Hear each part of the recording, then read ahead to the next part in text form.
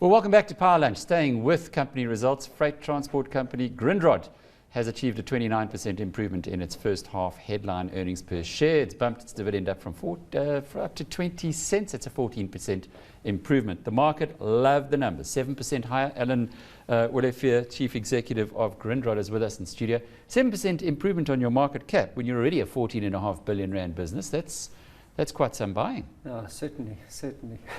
Did you expect this kind of a positive reaction, or have you not been managing expectations as well as you should? I try not to manage expectations, but certainly things have been. We've been working on a strategy for a long time, and it's slowly coming into place. The capacity is being added. We're filling that capacity. The shipping market has been bouncing along the bottom for a while, and hopefully the order book now is starting to taper off a bit, and maybe there's some light at the end of the tunnel in shipping. So there's a lot happening, but I don't tend to watch the share price. I mean, the market deals with that. It's from our point of view, it's all about getting the business right and doing things properly. Over the last 10 years, what has happened to the share of your income or your bottom line, your profit, from shipping versus others? Well, we've gone from a position where shipping generated 90% of the earnings to where this year it has produced some, but last year it didn't produce any. It was actually a loss last year, to a position where we've got this freight service business producing significant profits, and also the bank producing some quite nice profits. So it's a total shift. But also we've got shipping positioned in there on this bottom of the market, a lot of equity invested in it, very slim returns at the moment, but certainly it doesn't take a lot to move that. Who takes the credit for that? I think there's a good management team in place. We've changed that team a lot. We've added a lot of strength to the team, and we focused. We focused on our rail developments. We focused on our port developments. Focused on the terminals, and also the shipping and the bank. We just keep trying to do what we do best. But Alan, lots of companies' management teams can see things are changing, but they don't have the stomach. They don't have the grit to do what you guys have done. And in the last 10 years, that's an incredible transformation. What triggered it? What personalities or what thought processes went into GRINDROD that made sure you could take those difficult steps? Yeah, I think it all started at the peak of the shipping cycle, where we decided that we were at the peak, that we needed to take some money off the table. We sold ships, made some very good profits out of selling ships.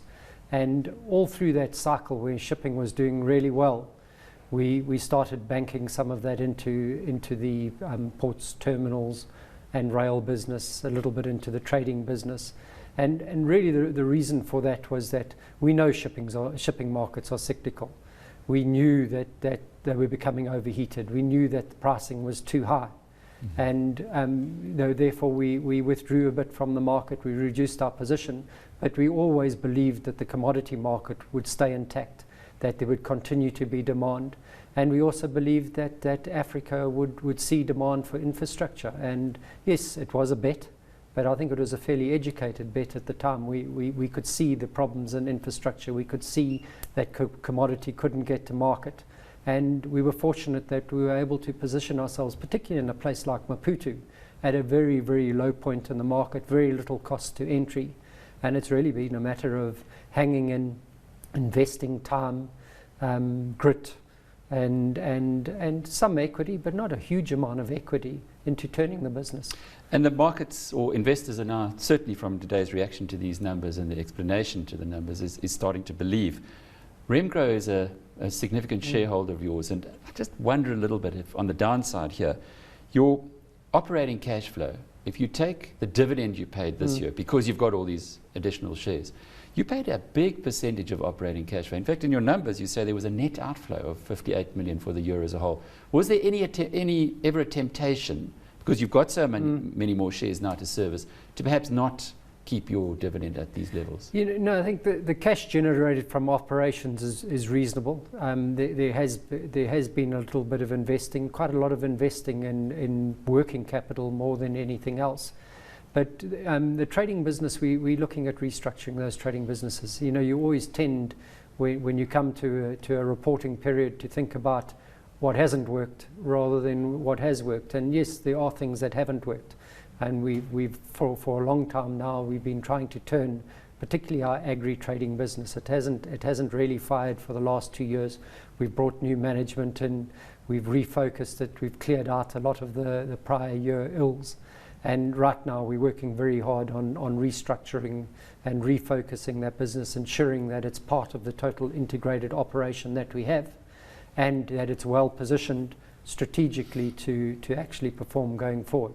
So I think that's part of it. From a cash point of view, if we are able to achieve that, it actually releases a lot of cash off that balance sheet. So there was no problem with paying the dividend in the context of what you're doing in the business? No, I don't think there was any concern around the cash. I think if you look longer term with what we have in the pipeline in terms of developing Maputo Port, the coal and magnetite terminal in Maputo, what we're talking about, the developments in Richards Bay, the Kucha tank terminal, our own tank terminals, which we've now sold into Kalula, oil tank in Kalula, in Durban and in Cape Town, and then the rail infrastructure developments, this offer we've made for RACEC. I mean, all of that requires capital, and we're going to have to watch the balance sheet very carefully going forward, because the infrastructure projects absorb a lot of equity and they absorb a lot of balance sheet, so we have to manage that balance sheet quite carefully. But presumably Remgro is still sitting with a lot of cash in its balance sheet. One if hopes you so. really needed capital, could you knock on their doors? Absolutely. I think, Are they good shareholders? I think Remgro are excellent shareholders. I mean, we did this deal a little over 2 years ago. They put 2 billion, they invested 2 billion. Hopefully we're rewarding them for their faith in management and in our strategy. But we see things from them that we hadn't seen before, that we wouldn't have seen before.